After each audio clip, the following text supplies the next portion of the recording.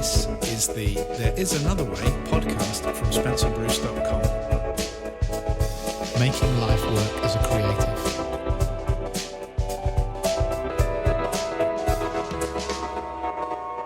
Hello and welcome to this week's podcast. I hope you are all well and wonderful out there in the world. Hopefully spring is coming and there is a spring in your step and things are starting to brighten up, and that there is some hope at the end of this whole scenario we have been through in the last year. It has really been a year that is incredible. Anyway, we don't want to dwell on that. I hope that you enjoyed Tony Gibbs's podcast from last week. Thanks again to Tony for his time on that podcast. Some really insightful things there. The plumber analogy, the Jedi analogy, all great stuff. So thanks again to you, Tony. And as I mentioned before, there are some other fantastic guests also lined up to come on the podcast, so watch this space. This week, there will be another creativity quick tip. And this week's tip is just say no. Empowering yourself with the ability to say no to many things in life is definitely something that is worth doing, but that is a topic for a whole nother podcast. You can find out tons of information about empowering yourself, making your life feel better and easier by the simple act of just saying no. But that is not what this podcast is about. This podcast is about just saying no to something that you are doing creatively. A simple example would be say no to some of the notes that you've written down.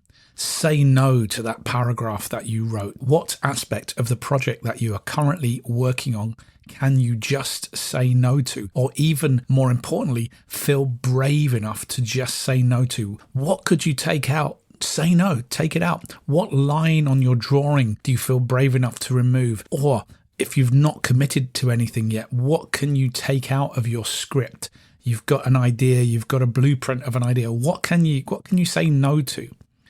Have a go at this. This is really empowering. I've been doing this quite a lot with my music composition, insofar as looking at ideas that I've already written down, maybe looking at 6 notes and just saying no to 2 of them. No real depth or thought to it, but just actually removing them and seeing what I end up with. The other way that this works for me when I'm composing is just saying no to using certain instruments. I think of the classic example of Peter Gabriel, who on Peter Gabriel 2, if I remember correctly, please correct me if I'm wrong, had a moratorium on the use of hi-hats and cymbals. He didn't like the fact that hi-hats and cymbals were filling up the high end of his mix, so the drummers were not able to use them. And what they had to do was come up with new parts, because the hi-hat is a very metronomic part of a drum beat, come up with other new and original ideas of creating that part, but without using the hi-hats. They had said no to those elements of the kit. So again, that is something that I do quite a lot. What is it that you are just going to say no to